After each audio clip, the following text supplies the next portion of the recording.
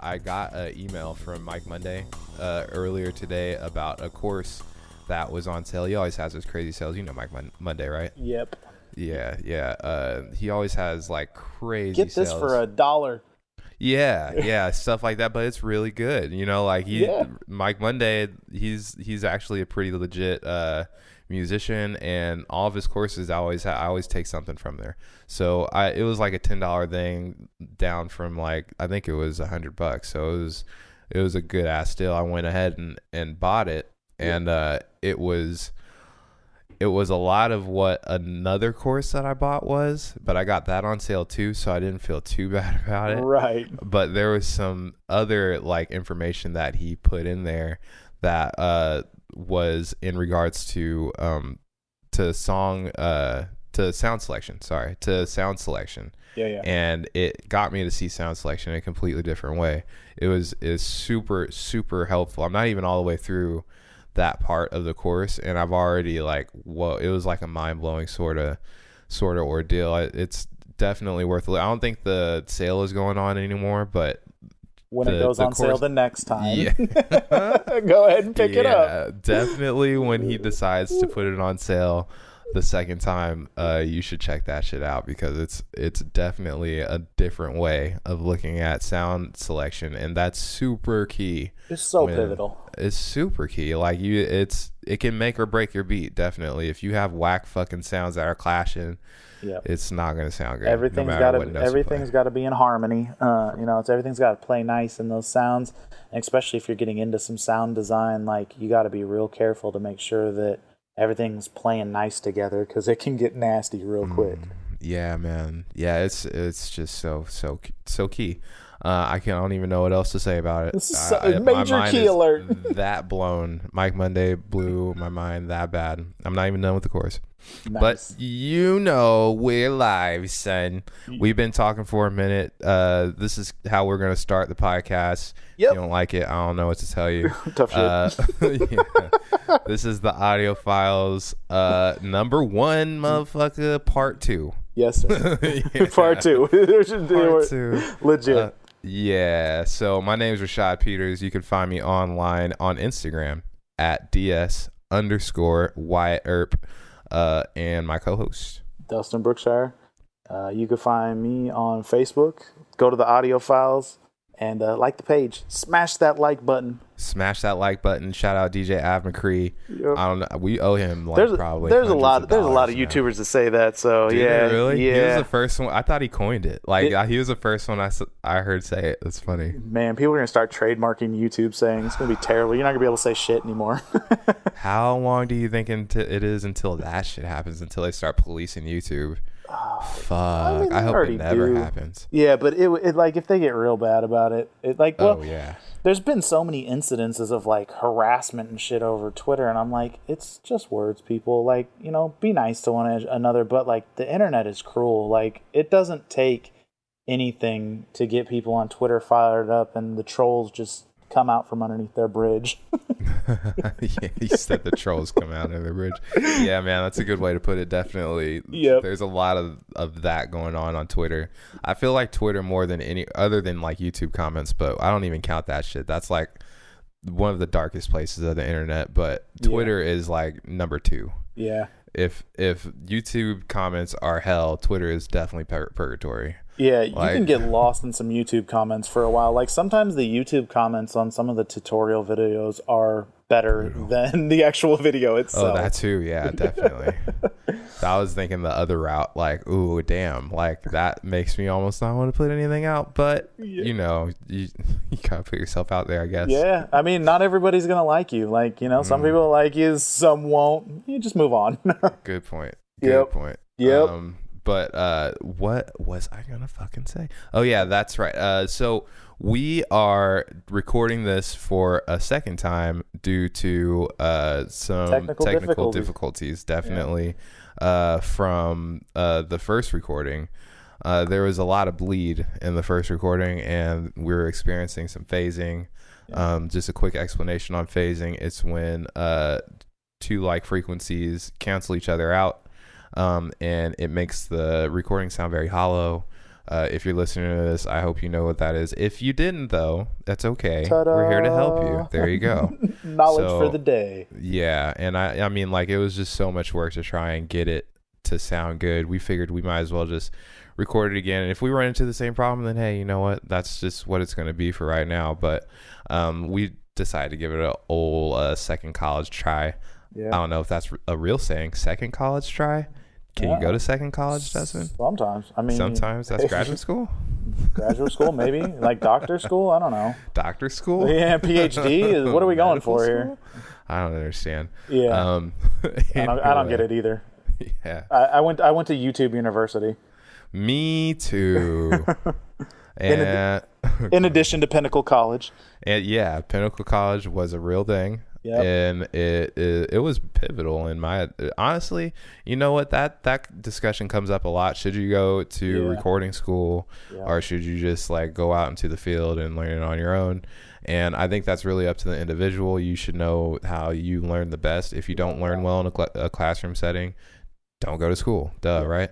But if you don't feel confident enough to go out into the field and be able to perform, you know, or you don't have the time, like in my case, I had a family at the time. Like I couldn't fucking quit my job and take an internship and work for no money and couch surf. So, you know, I had to pay.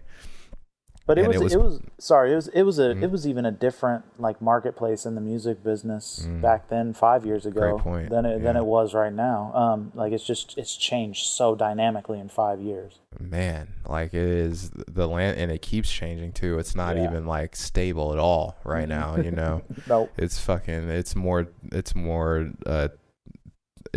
fluent than ever, or fluid than ever, you know. There's a lot of people working in this industry now, and there's a lot of people putting up content in places, you know, videos, music, SoundCloud, everything, Snapchat, like it all goes to that. Like it's definitely an era of content and information for people, I think. Oh, for sure, yeah, and it's great. It's beautiful. It's giving people more freedom than ever to kind of pursue whatever their dreams might be. It's very friendly right now. Yeah. I hope that it never ever gets regulated down to the point where it was for so long, you know, like there are gatekeepers, and it took, you know, the fucking grace of God in order to get your foot in the door anywhere, to start any sort of, you know, media or, you know, anything that wasn't on the straight and narrow path that they kind of carve out for you through school, you know. Like it's giving people a lot more freedom to do things like that. So the best part about school was, you know, just the experience of being in there, and like most schools have some sort of studio, so you get that experience of what it's going to be like to go into a school. But like, I don't know, you know, the price of gear just keeps coming down, you know, plugins come down, like you can get in relatively cheap into the music game and start making music. Yeah, I mean, just to piggyback on that a little bit, I think the best part about school was the relationships that I made. Yep. You know, like this podcast would have never have even came about if it wasn't for Pinnacle College, honestly. Nope. You know, I would have never have known Dustin. So, you know, like that's the type of things that I kind of took the most value from. Yep. Being around all the nice gear and like the big studio setting for consistently for that long was cool too.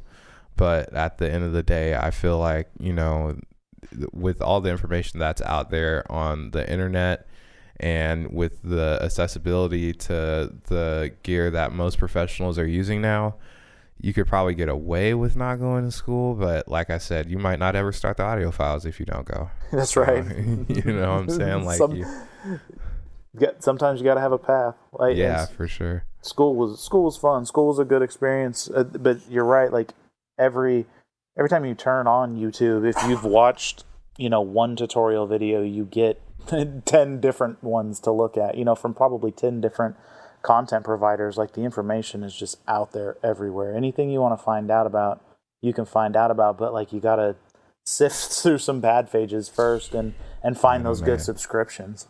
Yeah, man. And it's with all of the information that you can grab to, it's damn near impossible to figure it out solely through just searching on YouTube and searching the forums, you have to go out and apply this stuff too. Yeah. You know, that's super important as well. Like, you have to go out and actually work on your craft, be active and also be active in the community, like on forums and whatnot. But man, I just see so many people that are so focused on like the business end of things, and everything's just so in order on their business side. But at the end of the day, the product's not quality. You know, no one's really gonna fuck with you. And like, I had to learn that the hard way too. You know, like, if you're not making music that's really standing the fuck out, good luck trying to sell anything online. Oh my God, like, it's so competitive online. It really is. Like, you know, when I first started making beats, it was pretty much like SoundClick was it. Now there's, you know, probably BeatStars. Yeah. You know, there's like exactly. So there's, you know, now there's 10, 15, whatever. I'm sure there's more than that, like in the depths of the internet. So yeah, like, you're almost better off making your own webpage at this point, because most of those places are going to charge you a subscription. Mm-hmm. Yeah, so, definitely. You know, you might as well just pay for a domain and go to, you know, Squarespace or something like that and make a page, because a lot of them will do everything for you, and get a PayPal account and set that up so that you can set your PayPal up through it, and man, just go to town. But like, there's so much promoting that goes into that. Like, you really have to be your biggest fan first. Yeah, definitely, dude. It's a rough go about right now, just because everybody's trying to be a producer. I think the most important thing is to just focus on making like the hottest possible music you can, and just making sure that, you know, when you play your music behind fucking Metro Boomin or whoever, I mean, like, whoever's hot right now, if you play your music behind a Drake song, it doesn't really lose much. You know, it's not like, well, that's obviously an amateur. Like, you know, you have to be on that level. So, I mean, and we're giving all this advice and you barely know who we are, right? Like, this is pretty much how this podcast go. And honestly, like, this isn't our first podcast that we've done. No. You shouldn't. We're professionals at this point. Well, maybe the way we keep messing up, maybe we're not professionals. We're definitely not professionals. We've made $0 from this, so we're 100% not professionals yet. No. But we definitely are professionals in the audio field. We definitely do make money from it, even though it's not work. You know, yeah, and we spend hours and hours and hours trying to, scouring the internet and trying to make something happen for ourselves in our musical professional lives. So, I thought that we'd start by kind of giving our origin stories, just basically letting you know like how we got started, even doing any of this. So, you know, I'm really interested in yours and how you came to do all this. Yeah, man, like, you know, pretty much it came up through Pinnacle. So that was the story. Like, it didn't start much before that. I had just gotten into music, actually, like, writing music. And like, Pinnacle was kind of like that gateway. It was probably only a couple of years after I got my first MIDI controller and like audio interface. What made you want to get into the technical side? I've always been a technical person. Like, I've always been a fidgeter. Like, I was messed with EQs. I was setting up Nintendos when I was like 8 before my parents could read the instructions. I like taking stuff. Wait, are your parents foreign? No. Why couldn't they read the instructions? No, before they read the instructions. Oh. I had the Nintendo out of the box, hooking it up to the TV, and like they were just getting to the instructions. I get it. Okay. I was like, what the fuck? I was like, are you not from here? No, what? Dude. Okay. So, you know, sometimes there's some shenanigans that go on here. That's all right. Back to it. But yeah, like, I've always been passionate about just being a tinkerer. So that's definitely what pushed me towards the technical side to it. Like, I have the artistic side. I love learning how to write music. And that's definitely my big focus right now, is just becoming a better songwriter, because there's so many cookie cutter songs out there. I really want to focus on making dynamic songs that stand out to people, and like that's we touched on it already. Like, you have to stand out. You have to be that diamond in the rough to really get anywhere. And do something spectacular. It's very important. It's very important to, you know, it's kind of everything right now, because if you're sounding like everybody else, You know, there's a million of everybody else right now. So yeah. And on the flip side of that is if you don't want to make it to that level, like, you don't have to make it to that level. You know, Illmind's a perfect example of somebody who does it to a level that he's comfortable at, you know, like right. There's because like hip hop is on such a lower scale than some of these pop artists. But like, you know, like that's really what it's about, is doing what you're passionate about so that you can do that all day instead of watching YouTube on your phone at your job. Right. Yeah. I mean, it's really, the landscape has just changed so much too. Like, you're not getting, you know, 50 G's for a beat no more. Like, that's just not, that's the not Timberland the world we days live are in. over. Yeah. Those aren't, you're not going to get that. I mean, we're not No. bedroom producers. No. I'm talking to us right now. Yep. We're not going to get that for a beat right now, most likely. I'm not saying that you won't ever in Not your up life. front. No one's here to crush your dreams. We're all here to support every. You all could make 50 grand if that's what you wanted to make. Listen, anything's possible. Mm-hmm. Caitlyn, or Bruce Jenner is now Caitlyn Jenner. We live in a crazy world where Ryan Lochte lies about having a gun pointed at him and is gonna go to jail in Brazil. How crazy is that? That dude's fucking nuts. Even though I'm sick of that story, but I just haven't talked to you about it. No, yeah, they've been talking about that forever. Like, yeah, it's a pretty bizarre story. Like, you don't know in a place like that. Like, there's such, you know, I don't know what the language barrier was, but you're in a foreign country. Like, and Americans pretty much flat out are not good at speaking other languages. He was wasn't he pissing on a building or some shit like that? Like, it wasn't like he was super innocent the whole deal. No, and they said there was damages to the door and shit like that. But yeah, man, like, be a fucking grown up, man. Like, I lied, I fucked up, but whatever, man. Like, well, we were talking about our origin story. So you said that you had been rapping before and that you were always a tinkerer. So that's why you decided to go to Pinnacle, was to kind of get a better understanding. Yeah, man. I started writing music, and I was a FL Studio kid, if you want to call it that, even though I was like 25 at the time. You know, but yeah, FL Studio was the jump off. Like, I didn't even understand how to use VSTs. I used the stuff that was in FL Studio to begin with. Yeah, and that's how we all started. Yeah, and like, actually bought a VST that I never used for one song, I don't think, because I just didn't understand it. Like, I went out and, you know, I had the luxuries of having a job at the time, so like, I was like, let me go buy some fucking gear. Let me go buy an M-Box and you know, some monitors and some headphones and a keyboard and see what I can do.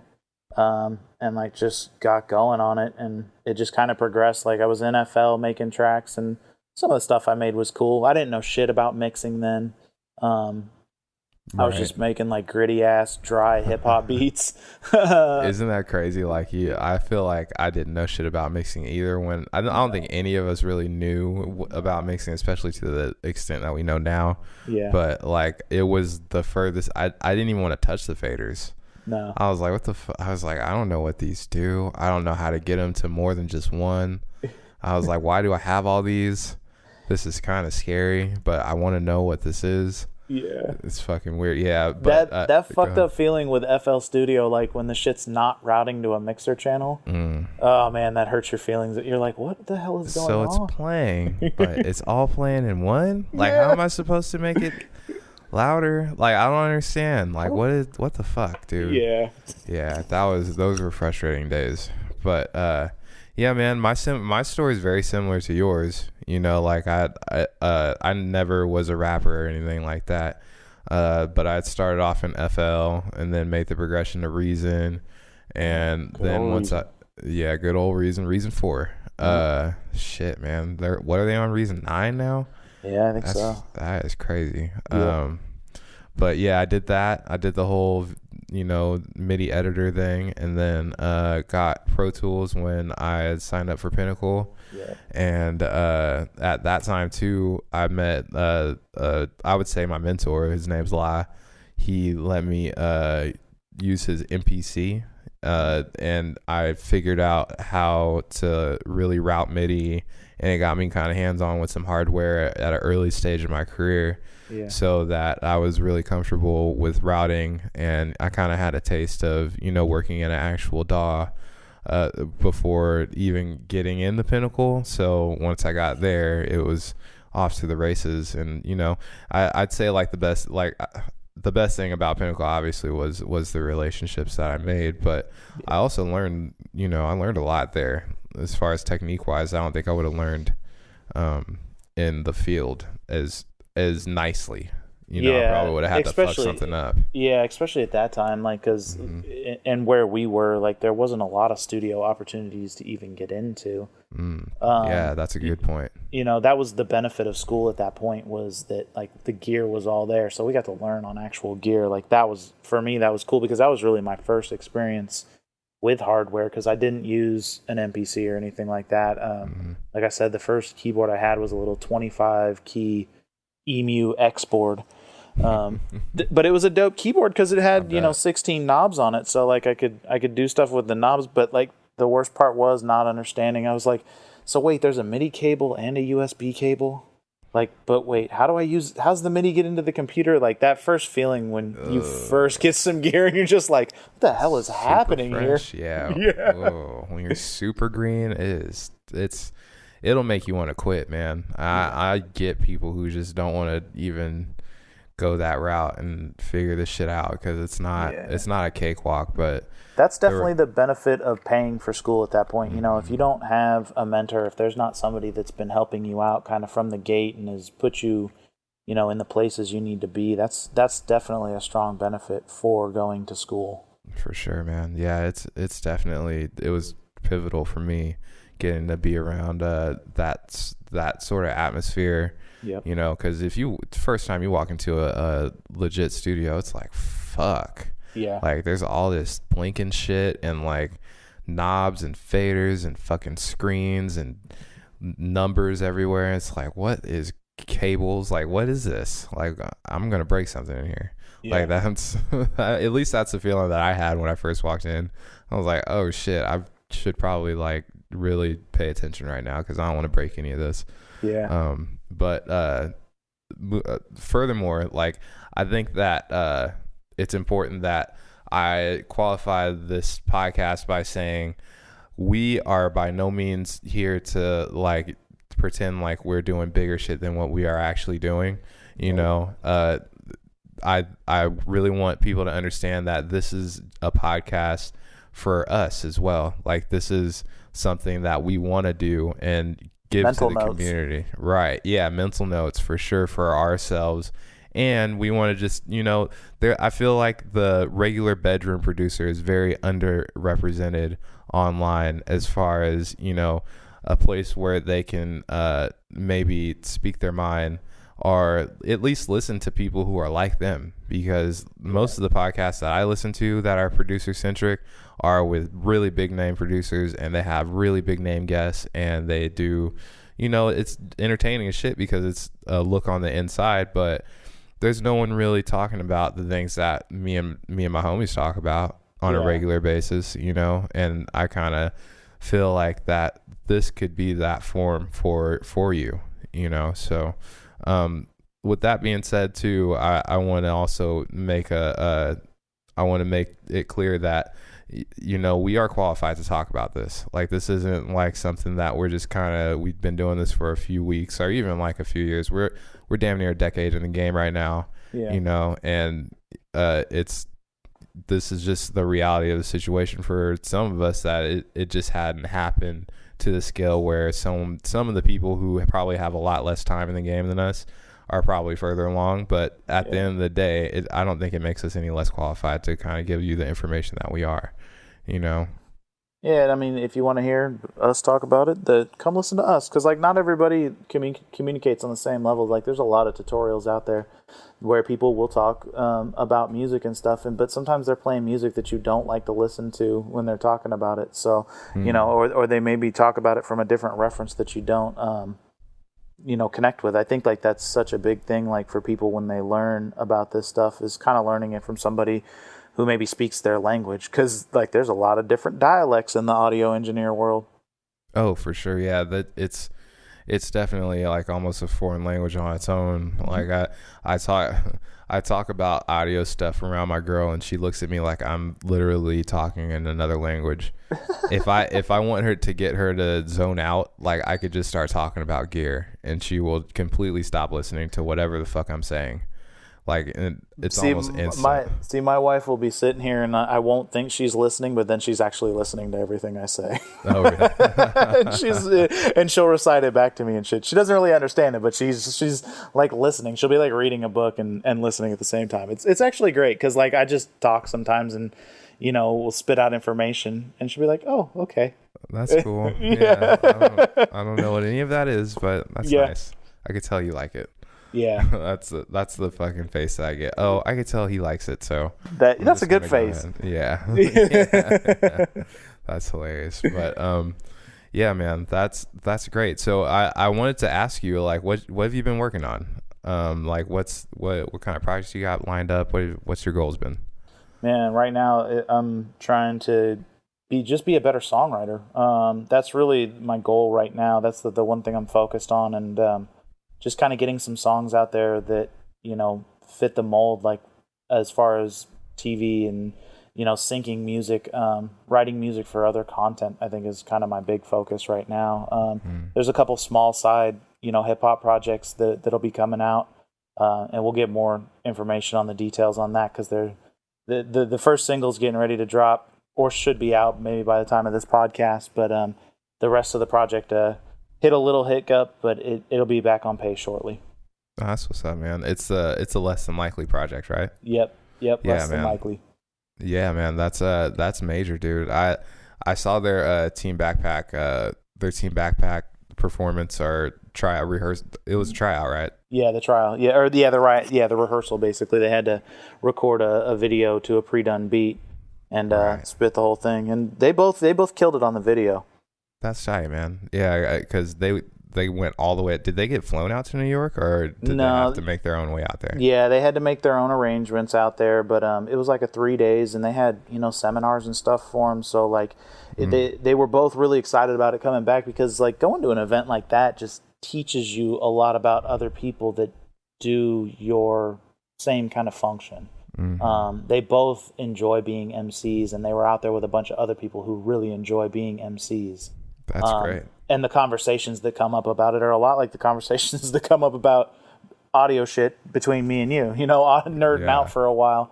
So yeah, like it was a really good experience for both of them. They both really enjoyed it, and it definitely sparked the music back up. They're moving the studio as we speak right now. Oh wow. So it's getting where? To a new crib for them. Sweet. So yeah, they'll be back up and running and recording a bunch of stuff here shortly. Oh, that's great. Yeah, man, that's so dope. I definitely feel you on the music for other types of content though. The hype, I think that's definitely a lane that I see actually a lot of people that they're looking at it now because it is something that will pay you. Yeah. I'm peeking here. Sorry. It is something that will pay you nicely if you can figure out a way to get inside. Yes, that's the trick. Yeah, man, and it's super competitive, but it's a labyrinth. Like you got to dig through information to figure out how to do it, and there's a lot of sites out there to do it, and some are pay to play, some are not. So there's a lot of information out there that you got to try to weed through. A lot of sites that you got to weed through that you figure out which are good and which are bad. Oh yeah, man. Yeah, it's a constant struggle to kind of figure out what libraries are looking for what, and the real work is in actually making the music.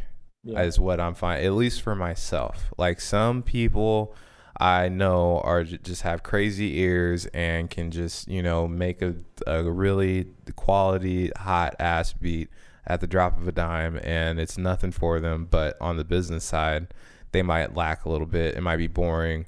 But for me, it's always kind of felt like I needed to work on both ends. Yeah, so me too. it's super important for me to get the music super right before I even want to start to approach any sort of library with a real submission. Without a doubt. and I don't know if it's not even so much a confidence issue at this point. It's just an output issue. Like it's really hard sometimes it's hard for me sometimes to finish what I start, which has been like almost a career-long lesson for me. Like I have 1,000 fucking unfinished beats. Who doesn't? Graveyards, tombstones everywhere, dude. And it's just like, man, if I would have finished all those, who knows how much better I would have been at sequencing, or who knows what I would have found out because I feel like the more that you finish, the more you find out about like shit that that will really help you finish. Like without a doubt, adding those layers of polish to a track and getting it so that it shines, because it has to shine, it has to stand out. Like it's got to stand out in a sea full of other tracks. You need to put out something that is gonna catch the listener's ear. Yeah, finishing beats is like it's been something that I've really, really been trying to work on, like to the point where I'll just make a beat with maybe like 5 sounds in it, if that's all the time that I have for that day, and bounce it and be like, okay, like my quota is 1 a day. That's a goal that I set for myself, and I gotta say that I haven't been meeting it as of late. I'm gonna be honest, but it goes in ebbs and cycles, man. Ebbs and flows. It moves. Like the creativity sometimes, for some people, I'm sure they get big long creative spurts, but I don't know. For me, like I definitely go through down periods where I don't feel creative. Like I'll sit down to write something, a piece, and I'm just like, I can't do this. But like learning more about music theory has definitely helped me avoid those pitfalls a little bit. Yeah, definitely learning about how music works, and learning new techniques to try and play different rhythms or different melodies will definitely spark some creativity. I've also found that like the more I listen to music and the more kind of inspiration I can get, like I'll go to other studios. Like I'm fortunate to have friends in the area that have their own studios as well, and I'll go over there, and I always come back like with a little bit of inspiration. I think that's the same situation like we talked about with Less Than Likely going out to New York. You go to somebody, getting that energy off of somebody that's excited about the same thing you do is great. And like you can get it through YouTube, you can get it through social media, but obviously like that real experience there being, seeing somebody work, it definitely hypes it up. It's definitely a good experience just getting the energy from somebody else that's essentially doing the same thing, but potentially doing it a different way than you do. Oh yeah, 100%. I mean, I've always felt like the best way to kind of get past a block is to do something that isn't staring at the computer. At least for me, like if I get out and at least like go walk around or something like that, I'll come back and it'll at least seem fresh again. It's like hitting a reset on my attention. That's I think that's probably why I don't finish a lot of tracks, is because I get unfocused. Or I lose focus. It's tough too, because what you're talking about, like the breaks, for a lot of people, that's necessary. I mean, at least at some point, like, because you have to give your ears a chance to reset, and go hear nothing or just something else. Like I typically prefer to hear nothing when I need one of those moments, because it's just like, all right, let me reset here. And you're right, like going outside is good. Going outside and just kind of hearing the earth around you, I guess, for lack of a better explanation.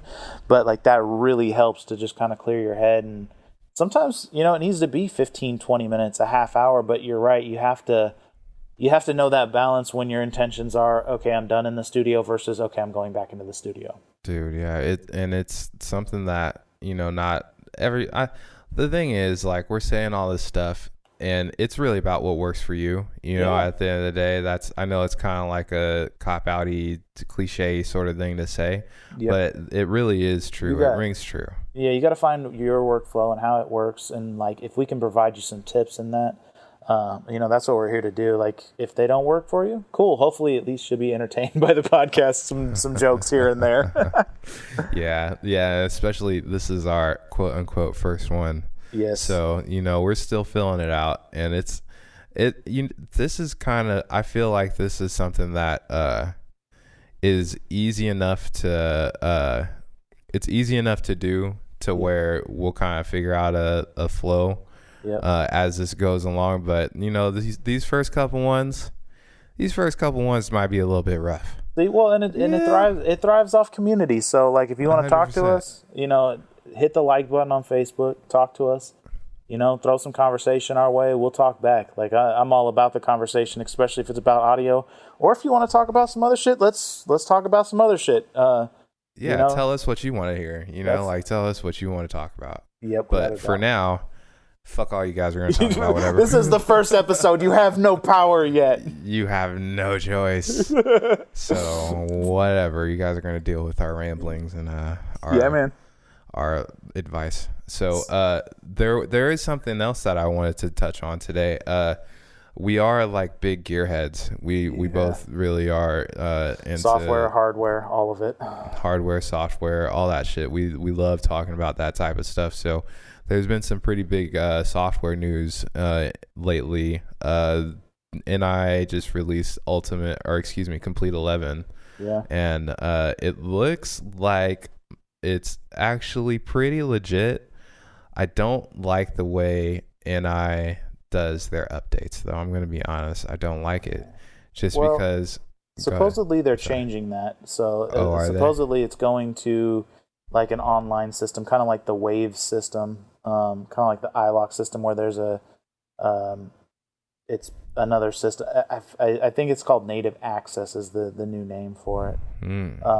Like I try to stay up to date through the Service Center, and it's important, but like you got to be careful, especially if you're working on Mac. Native Instruments and Avid and some of these companies don't always communicate real well with Apple, and it gets a little dicey sometimes. Yeah, man.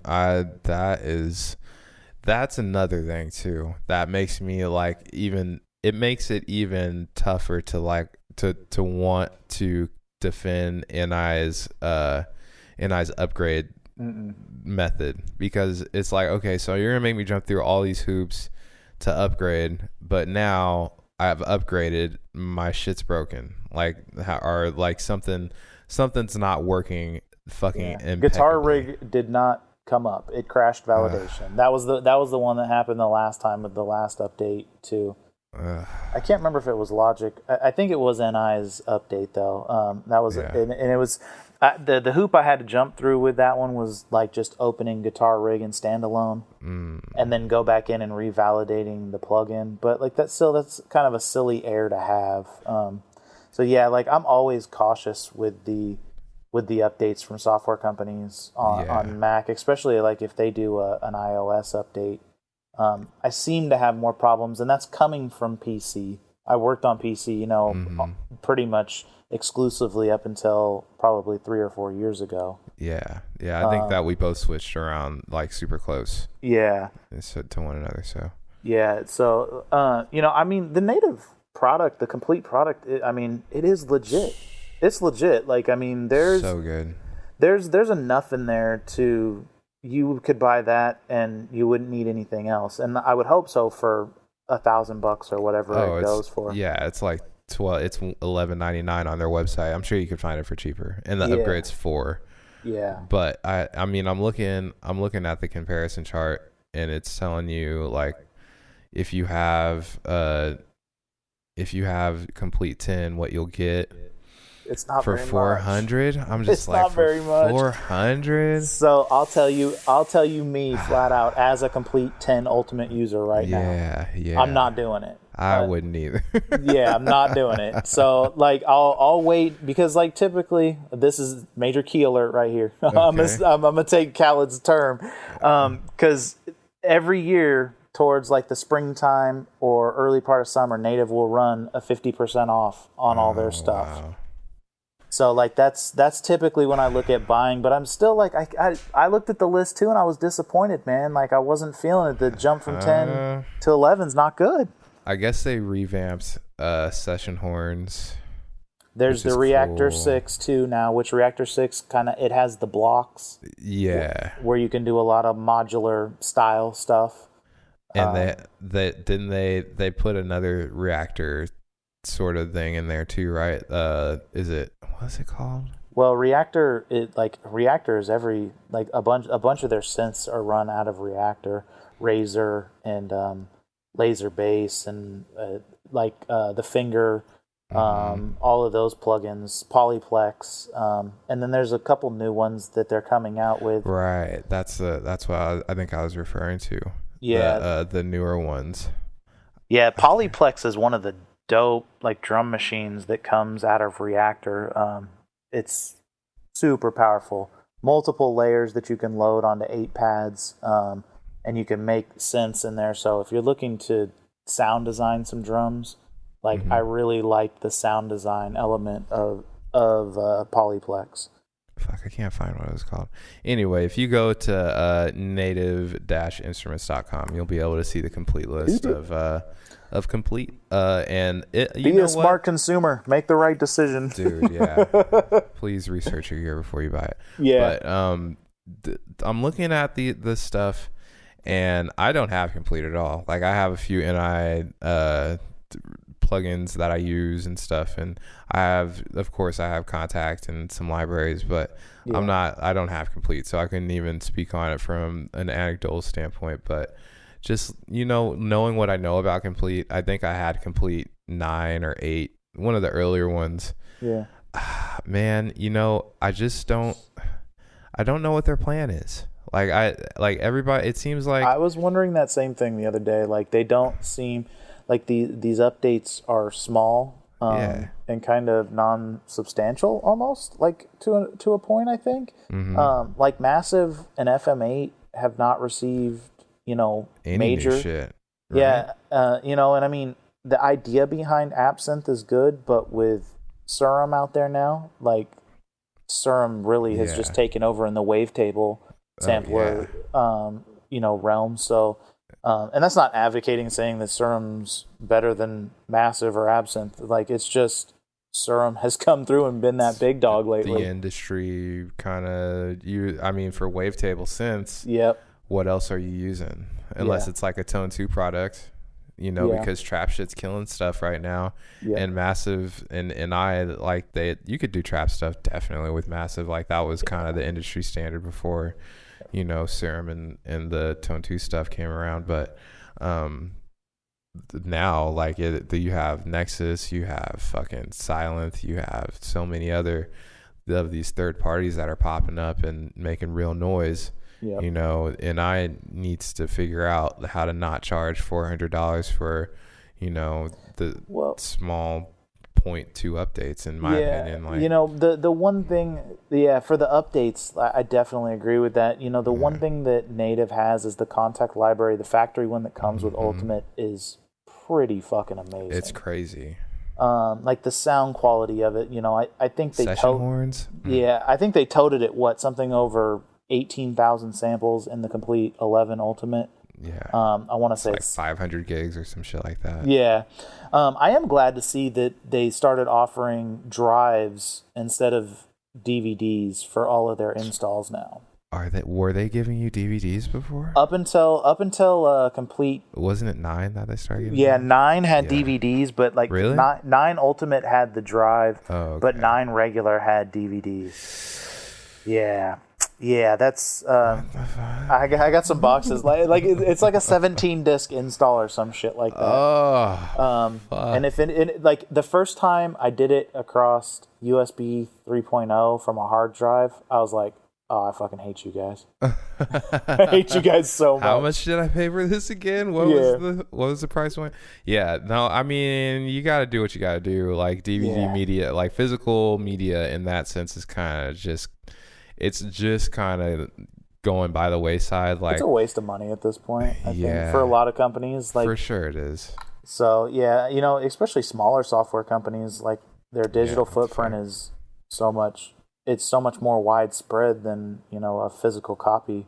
Yeah, they're like, what? We're going to print what? Yeah. No, we're not printing shit. Nope. Like, the new MacBooks don't even come with fucking optical drives anymore. So, I feel like that kind of will follow the laptop market, as far as sending out discs and shit. I honestly haven't installed a piece of software from a disc in probably like 3 or 4 years. I mean, it'd be, you know, from what I can remember, it's been a long ass time before since I've ever had to have a disc to install anything. Yeah, like Contact was the last one when I got my Mac Tower probably 3 years ago, and that damn installation took like 4 hours. To do all of those discs. Didn't even feel like making music after that. Nope, shit. you were like, I'm just done. I'm just gonna go to bed and like I'll start fresh tomorrow because I'm exhausted from this install. I think the first time I installed it off of a USB drive, I downloaded it off their site, which took a little while.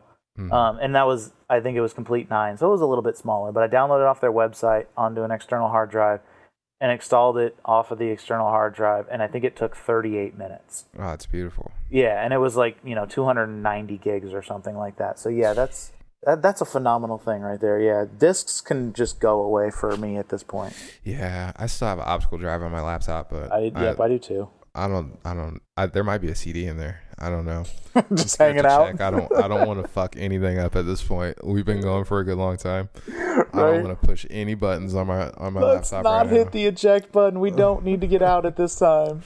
No, we're good to go right now. Yeah, man, Complete 11 though.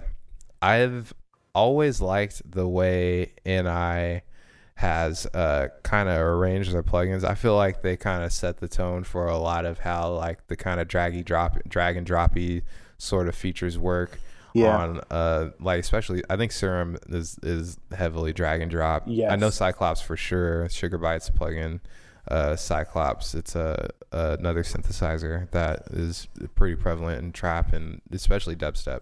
But that drag and drop like routing, really, I think NI deserves a lot of credit with Massive. Without a doubt. Like almost all the credit. I don't know if anything else was really doing that before Massive. I don't think so either. I don't think so.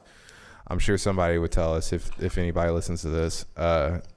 They definitely set the tone though. And I think that's kind of more of what you're going to see, like that sort of style of plugin. Even though Sugar Bice is really doing some creative shit, like they're really doing God's work with some of the plugins they put out recently. But I mean, not everything. The problem with drag and drop sometimes, and like I've experienced this in Serum, is like you kind of get lost sometimes, and you hit a point with a sound that you're maybe trying to design that like you just can't backtrack on. Like you're like, oh God, I've assigned this LFO 15 times, and I have 7 other LFOs that are going to 5 or 6 other places. You're like, what the hell's going on here? But the simplicity of Massive was kind of beautiful. Like I remember using the Performer and stuff the first time, just not even understanding it. You're just like, you slap this on and it moves? Oh, that's amazing. Right. Yeah. And the Performer was, like that was your best way to kind of get custom shapes out of your sound. And knowing more what I know now, like it's taken me a long time to get sound design kind of under my belt.